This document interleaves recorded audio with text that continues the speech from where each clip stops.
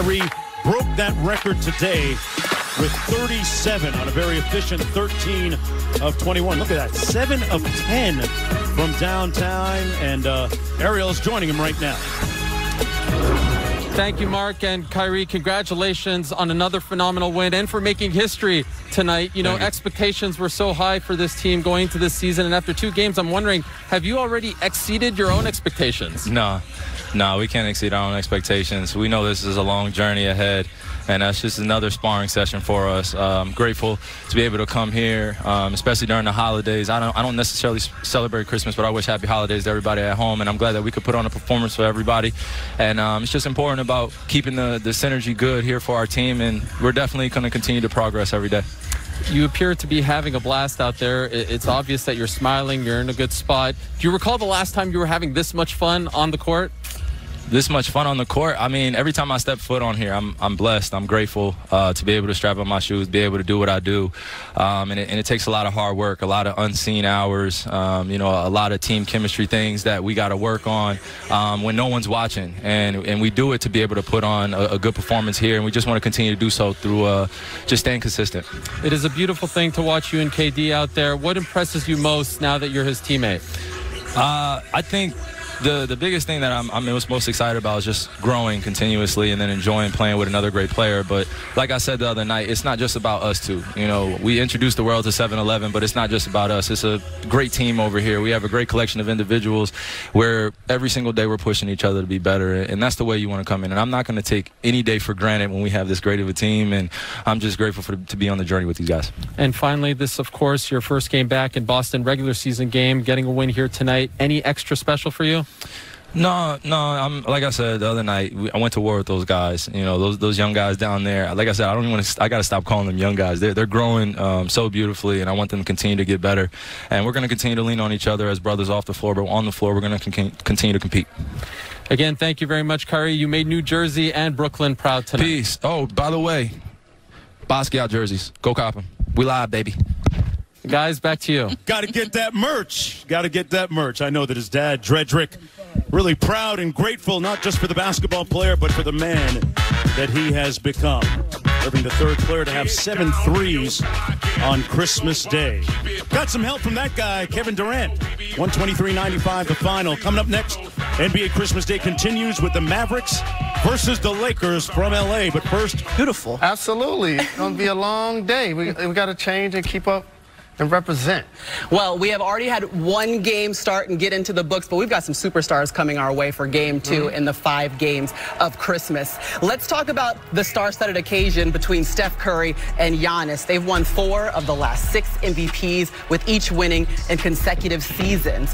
For Curry, though, and those Warriors, opening night was a little bit of a rough start. They lost by 26 points to the Nets. Steph finished with 20 points and 10 assists, but missed 8 threes in his first game since March. Meanwhile, for Giannis, he fell short in his pursuit of a title last season, became the 4th player to win consecutive MVPs. But here's the 2-time MVP on working toward a championship. Like, it's going to hurt. It's not going to be easy. You know, and MJ went through that. LeBron went through that. Like, a lot of great players went through that. You cannot expect that you just go and walk through the park and just win a championship. They're going to give you the championship. You know, that's what I mean. It's going to hurt. It's not going to be easy. You're going to get knocked down. You're going to get eliminated. You're going to get humiliated. You're going to get all those things part of being great. So we understand that winning a championship obviously is going to be a walk in the park. But Jalen, break it down to us what Giannis really means when he's saying it has to hurt to make it there. Building a legacy, staying loyal to Milwaukee. He talked about being 18 years of age, going there and seeing young kids with this jersey on and realizing he didn't want to leave that town, and they burned his jersey.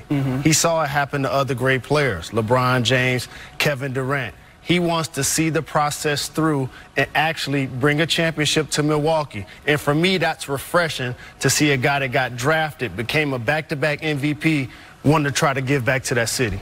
Yeah, and I talked to their co-owner, Mark Lazary, about that. And the one thing they did when they were trying to convince Giannis to stay before he signed the contract was they didn't play on that sentimentality. They know the depths of his loyalty.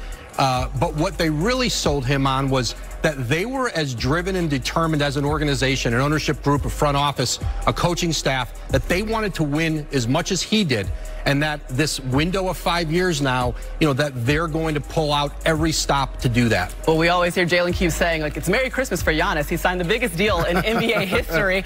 We saw that they added Drew Holiday to their roster. They're trying to prove that, like you said, Woj, they want to win. Do they have enough, though, to do it this season? I believe they do, and one of the things great players have to sometimes do is look within.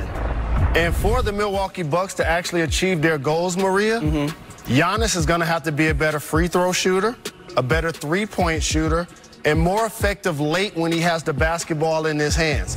They have a team with a lot of cohesion and a lot of talent. Chris Middleton is a terrific player, and I'm pretty sure he surprised a lot of people the way he played in the playoffs when Giannis wasn't available. And Drew Holiday is an upgrade at the point guard spot. He's going to be an all-star in the East. So I believe they do have enough. And as you said, Jalen, when they have fallen short, Giannis has looked within. You've never seen him point fingers. It's always been, I need to get better, what I need to do. And when you have a franchise player who talks that way, thinks that way, it sets a tone for the whole organization. Okay, well, let's talk about the other sideline in those Warriors, because they were obviously a non-factor last year with injuries to Steph, Klay, Draymond, everyone. Steph is back. Draymond's working back from an injury. We will not see a Klay Thompson.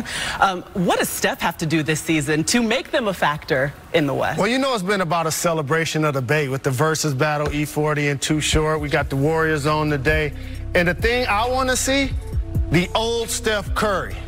I know there's no Klay Thompson. But remember, the back-to-back reigning MVP, that gentleman who's been the only unanimous MVP in the history of the NBA, we're going to need him to play like that. And we saw when KD, as we mentioned, left OKC, Russ got them to the playoffs. Dame Dollar's task in Portland is to get them to the playoffs.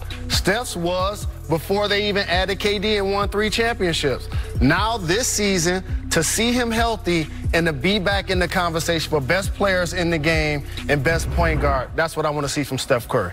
Yeah, I think Golden State is in a similar place as San Antonio in 2011. They had an aging core with Tim Duncan, Manu Ginobili, Tony Parker. They needed a second wind as an organization. They drafted Kawhi Leonard, and it gave them another run to be a champion. In the next 18 months, next year in Golden State, listen, they drafted James Wiseman at number 2. He's got a chance to be an all-star in the middle. But they have one of the most valuable assets in the league. They have Minnesota's first-round pick from the D'Angelo Russell trade in 2021. This next draft is loaded, one of the best in years. And they've got to find that player who can help escort those guys into their mid-30s there and give them some star quality. Now, maybe it's through a trade, maybe it's using that pick, but that's of great value to Golden State because right now, even with Klay Thompson coming back next year, they're not good enough to win a title as they're built. Yeah, and you mentioned it, Steph Curry turning 33 in March, but Wiseman, he's 19. He had 19 points on opening night, but obviously not enough. They fell by 26 points to the Nets in that opener. Well, coming up on our special NBA Countdown Christmas Day edition.